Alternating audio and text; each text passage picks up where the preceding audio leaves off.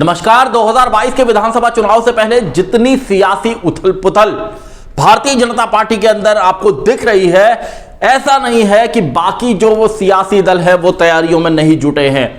जो दूसरे सियासी दल है, मसलन आज कांग्रेस की मैं बात करूं तो कांग्रेस में भी महासचिव प्रियंका गांधी वाड्रा ने प्रदेश कांग्रेस कमेटी और जिला कांग्रेस कमेटियों तक पैगाम भेज दिया है कि वो प्रत्याशियों के चयन का काम शुरू करें और इसे जल्द से जल्द पूरा करें ताकि पार्टी चुनावी मैदान में उतर सके। लेकिन कांग्रेस के लिए जो हालात प्रदेश के अंदर हैं, उसमें प्रियंका गांधी वाड्रा कितना असर कर पाएंगी, पार्टी को कितनी सीटों पर जीत दिला पाएंगी और क्या सियासी समीकरण है, इस पर मैं बात करूंगा। आप देख रहे हैं सत्यहिंदी.com। अपील मेरी आपसे वही है, कॉर्पोरेट मीडिया के मुकाबले आजाद पत्रकारिता का समर्थन करें, सत्य हिंदी की सदस्यता योजना में शामिल हो। आर्थिक भुगतान का लिंक हमने डिस्क्रिप्शन में दिया हुआ। बात करते हैं प्रियंका गांधी वाड्रा की चुनौतियों की। चुनौतियां भारतीय जनता पार्टी और राष्ट्रीय स्वयंसेवक संघ के पास एक बहुत बड़ा नेटवर्क है, तमाम अनुषंगिक संगठन है और इसके साथ ही उनके पास राम मंदिर निर्माण, जो ये कहा जा रहा है कि उत्तर प्रदेश में 2022 के विधानसभा चुनाव से पहले राम मंदिर निर्माण के पहले चरण का शिलान्यास किया जाएगा, ये भी एक बड़ी ताकत उनके पास है, क्योंकि इससे हिंदू मतों का ध्रुवीकरण होने में मदद मिलेगी। और ये बात साफ हो चुकी है कि इसका फायदा, सियासी फायदा लेने की कोशिश तमाम जगह से हुई है। सोशल मीडिया पर भी इसको देखा गया है कि राम मंदिर निर्माण का काम केवल भारतीय जनता पार्टी मोदी सरकार के द्वारा सत्ता में आने के बाद ही संभव हो पाया है। हालांकि यह फैसला माननीय सुप्रीम कोर्ट की ओर से आया। एक चुनौती बीजेपी संघ और तमाम इन संगठनों के कार्यकर्ताओं के मुकाबले की है, दूसरी चुनौती सोशल मीडिया टीम की है। बीजेपी आरएसएस सोशल मीडिया पर काफी मजबूत है, समाजवादी पार्टी, आम आदमी पार्टी भी एक्टिव है, बीएसपी बहुत कम एक्टिव है, लेकिन कांग्रेस ने अपनी सक्रियता वहां बढ़ाने की कोशिश की है। लेकिन कांग्रेस जिस तरह राष्ट्रीय पार्टी है और जिस तरह उसका देश के लगभग सभी राज्यों में संगठन है, उत्तर प्रदेश सबसे बड़ा प्रदेश है, यहां पर उस हिसाब से सक्रियता को, ताकत को, उसको बढ़ाना, सोशल मीडिया स्पेस को घेरना जिसको कहते हैं, वो सबसे पहले जरूरी उसे करना होगा। ये चैलेंजेस है। तीसरा, अखिलेश यादव की जो समाजवादी पार्टी की जो सरकार रही है वहां पर, और समाजवादी पार्टी को जो पंचायत चुनाव में सफलता मिली है राष्ट्रीय लोकदल के साथ पश्चिमी उत्तर प्रदेश में भी, और बीजेपी से भी वो आगे रही है, इनसे ये एक सियासी चुनौती है। मायावती भी एक सियासी चुनौती है।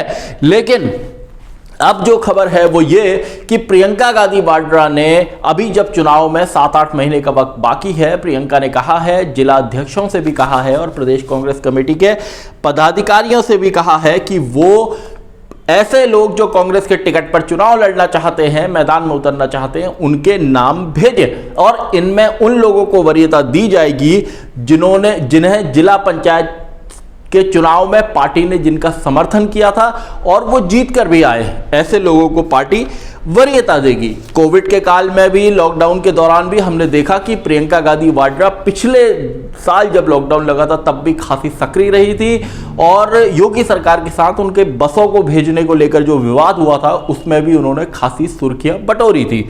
और इस साल भी प्रदेश कांग्रेस कमेटी वहां पर मेडिकल किट बांट रही है, सेवा सत्याग्रह अभियान चला रही है, डॉक्टर्स का पैनल बनाया हुआ है और हेल्पलाइन नंबर भी कांग्रेस ने अपनी ओर से जारी किया है। तो ये कांग्रेस की अपनी सक्रियता है। आज मैं कांग्रेस पर बात कर रहा हूं और कांग्रेस का कहना है कि अभी जो पंचायत चुनाव हुए हैं, इसमें उसे 2017 के विधानसभा चुनाव और 2019 के लोकसभा चुनाव से कहीं ज्यादा वोट मिले हैं और इसको लेकर इन चुनाव नतीजों से वो खुश है। अजय कुमार लल्लू जो पार्टी के प्रदेश अध्यक्ष हैं, वो लगातार सियासी सक्रियता बनाए रखते हैं, लड़ने भिड़ने वाले नेता हैं। लेकिन कांग्रेस के पास मुश्किल इस बात की है कि प्रियंका गांधी वाड्रा के पास प्रदेश लेवल पर ऐसा कोई बड़ा चेहरा नहीं है जो भीड़ जुटा सके, इस भीड़ को वोटों में भी बदल सके। राहुल गांधी यहां से चुनाव हार चुके हैं अमेठी से, और इसके अलावा जो सोनिया गांधी हैं, उनकी तबीयत बहुत ज़्यादा अच्छी नहीं रहती। वो यहाँ की रायबरेली सीट से उत्तर प्रदेश में वहाँ से सांसद हैं। प्रियंका के ऊपर बहुत बड़ी जिम्मेदारी है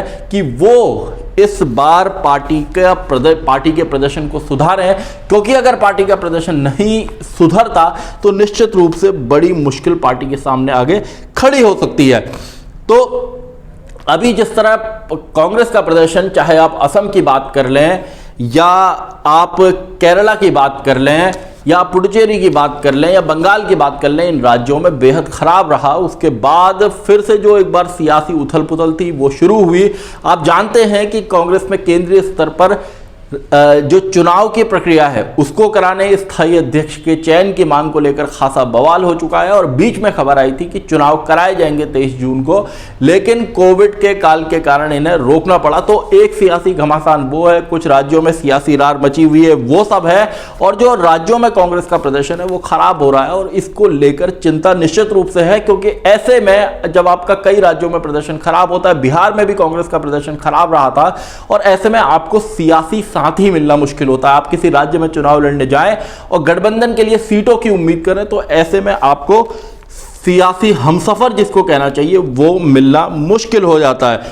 प्रियंका गांधी वाड्रा ने सीए के खिलाफ जब आंदोलन हुए तब भी वो लगातार उन लोगों के साथ जिनका उत्पीड़न किए जाने के आरोप थे, मजलूमों के साथ, शोषितों के साथ खड़ी दिखाई दी। इसके अलावा लॉकडाउन के दौरान भी उन्होंने सक्रियता दिखाई और किसान आंदोलन के दौरान भी उन्होंने पश्चिमी उत्तर प्रदेश में कई जगहों पर किसान महापंचायत की, और इन महापंचायतों में ठीक ठाक कांग्रेस का जितना संगठन है उस हिसाब से लोग भी जुटे, और प्रियंका ने मोदी सरकार पर जबरदस्त हमले किए और ये दिखाया कि पार्टी लगातार कांग्रेस के साथ, पार्टी लगातार किसानों के साथ पूरी मजबूती से खड़ी हो चुकी है। तो प्रियंका की जो बहुत सारी चुनौतियां हैं जिनका मैंने जिक्र किया वो तो है ही, एक बड़ी चुनौती और है कि पार्टी को किसी सियासी हमसफर की तलाश उत्तर प्रदेश में शिद्दत से है। कांग्रेस ने 2017 के विधानसभा चुनाव में समाजवादी पार्टी के साथ गठबंधन किया। 2019 के लोकसभा चुनाव में बीएसपी, एसपी, आरएलडी के गठबंधन में उसे जगह नहीं मिल पाई। कहा जाता है कि बीएसपी प्रमुख मायावती जितनी सीटें कांग्रेस मांग रही थी उतनी नहीं देने को तैयार थी और कांग्रेस इसलिए बाहर हो गई, और जो महागठबंधन भी बना, जो कांग्रेस भी थी, उसका भी प्रदर्शन बेहद खराब रहा, और जितना बड़ा महागठबंधन था उस हिसाब से भारतीय जनता पार्टी को अच्छी सफलता वहां पर मिली।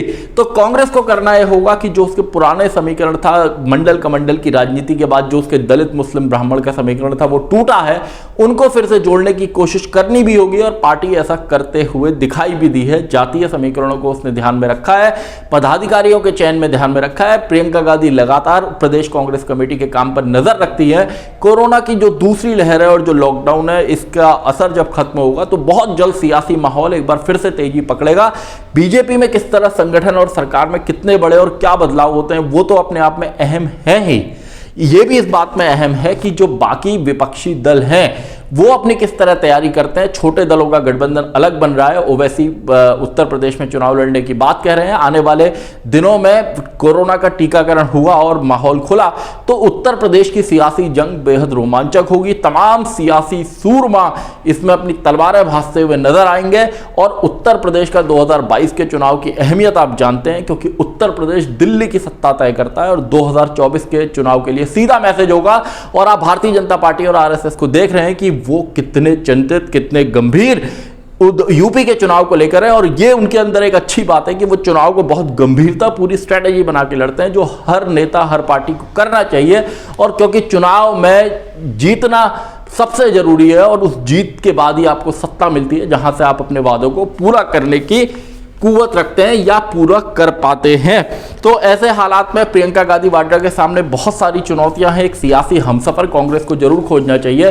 कहा यह जा सकता है कि अगर समाजवादी पार्टी प्लस राष्ट्रीय लोकदल का जो गठबंधन है, जिससे बीएसपी बाहर हो चुकी है, अगर इस गठबंधन में कांग्रेस आ जाती है तो प्रदेश में एक सियासी विकल्प खड़ा हो सकता है, क्योंकि जो वोट हैं उनका बंटवारा भी रोकना है।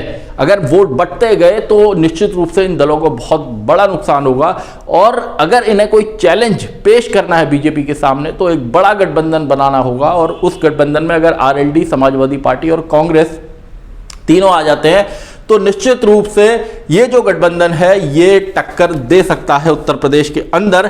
चुनाव में भी थोड़ा सा वक्त जरूर है, लेकिन उत्तर प्रदेश में इतने महीने, 6 महीने, 7 महीने, 8 महीने का वक्त कोई मायने नहीं रखता। बहुत बड़ा प्रदेश है, दुनिया के कई देशों से ज़्यादा इसकी आबादी है, और बहुत ताकत चाहिए, धन बल चाहिए, संसाधन चाहिए, बहुत मेहनत चाहिए, तगड़ा टीम वर्क चाहिए, टीम चाहिए, सोशल मीडिया पर लड़ने वाले लोग चाहिए, तो बहुत बड़ी रणनीति बना के पार्टी को उत्तर प्रदेश के चुनाव में उतरना होगा और प्रियंका गांधी वाड्रा को इस बात को साबित करना होगा कि उत्तर प्रदेश में कांग्रेस अभी चूकी नहीं है और वो थोड़ा बहुत सियासी जमीन अभी भी रखती है, तभी उसकी सियासी अहमियत बची रहेगी, वरना उसका जो सियासी नुकसान उसको कई राज्यों में हो रहा है वो हम लगातार देख रहे हैं। और अगर उत्तर प्रदेश में प्रियंका गांधी की अगुवाई में, उनकी क़यादत में अच्छा प्रदर्शन कांग्रेस करती है तो निश्चित रूप से उसके लिए ये संजीवनी होगी, क्योंकि 2022 में उत्तराखंड में भी चुनाव होने हैं, पंजाब में भी, गोवा में भी चुनाव होने हैं और उसके बाद और कई राज्यों के विधानसभा चुनाव हैं। कांग्रेस की बहुत बड़ी परीक्षा उत्तर प्रदेश में है।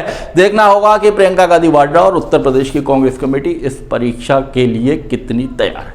सत्यहिंदी.com में आज के लिए बस इतना ही। ऐसे ही तमाम मुद्दों पर मेरी आपसे आगे भी बातचीत होती रहेगी। धन्यवाद।